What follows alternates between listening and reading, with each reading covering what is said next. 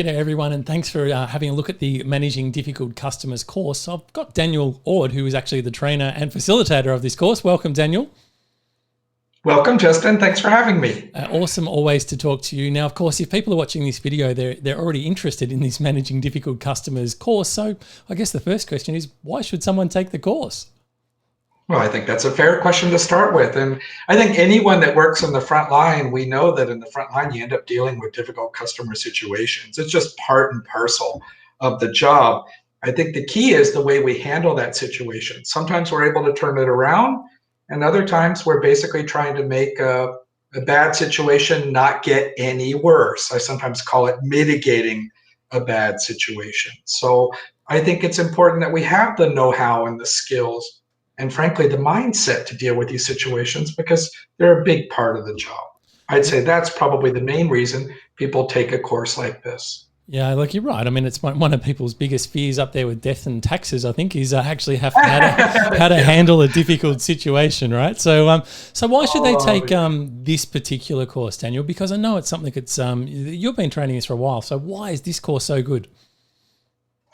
Oh, wow. I love the way you load your questions, Justin. No problem. It's great. Well, I think the first thing is let's look at frontline folks. They're pretty smart. I mean, they've been through an awful lot, whether you've been a month on the job or years on the job, like some of the people we meet, Justin.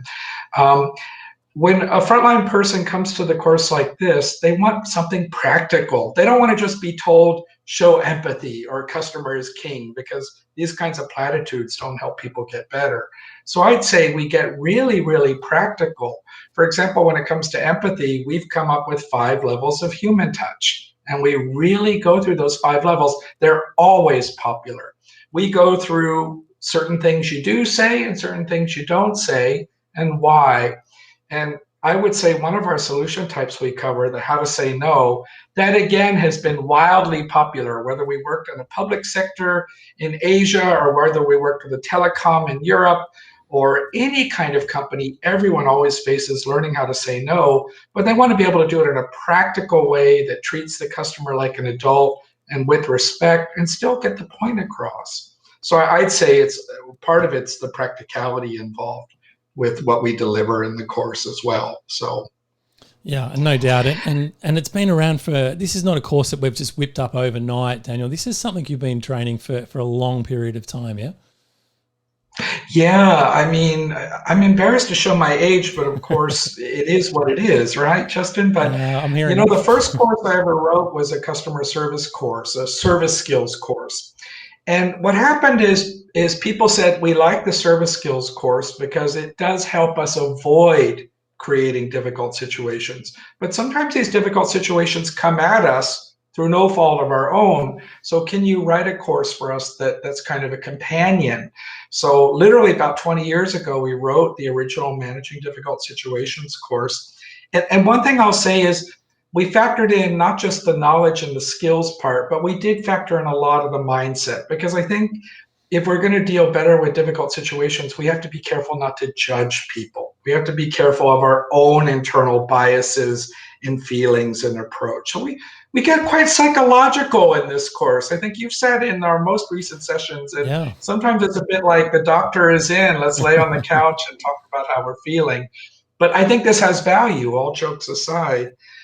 I think the other thing that helps with this particular course having been around so long and us running it so many times, last night I tried to calculate 200 or 300 times we've run this course. But the advantage then is when we're sharing stories and examples and case studies, and you know how much I like stories, we can bury tons of these stories in and say, well, let me tell you what they did or how this worked. So it becomes, again, more practical and more lively. I think that's the big advantage. Yeah, and I think you just touched on it, because one of the things that we always get out of running this class is some awesome testimonials, right? Because I have sat in on this course a number of times, and as much as you learn a lot of stuff, it's also really good fun, right? Like most of your courses. Well, I mean, if you're in the world of customer experience, you're supposed to deliver a customer experience, you know? So I've always looked at these sessions, whether they're face to face or these days online, you have to leave a course like this saying, wow, it wasn't just that I learned a bunch of stuff or had some good stories or that it was practical. I actually enjoyed the journey and I enjoyed the process. And Justin, I'll close off by saying this. I mean, we could sit here and talk about ourselves all day, and frankly, some trainers do. But I think what's way more important is what the participants have to say.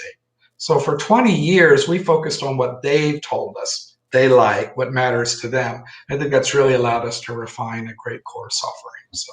Absolutely. And the proof's in the pudding. You can read some of the testimonials here, that are here on the page right now. So Daniel, thanks for giving us an overview. Of course, if you want to book for one of these sessions, you'll find all the details down the bottom, either the upcoming courses or you can just get the tickets straight away. We run this course, I think it's important to say, we do run this course publicly and privately. So when you do it publicly, you get to join others, and we've had some great sharing of stories, when you meet other people on this course. So it's a great way to learn and also to network with others.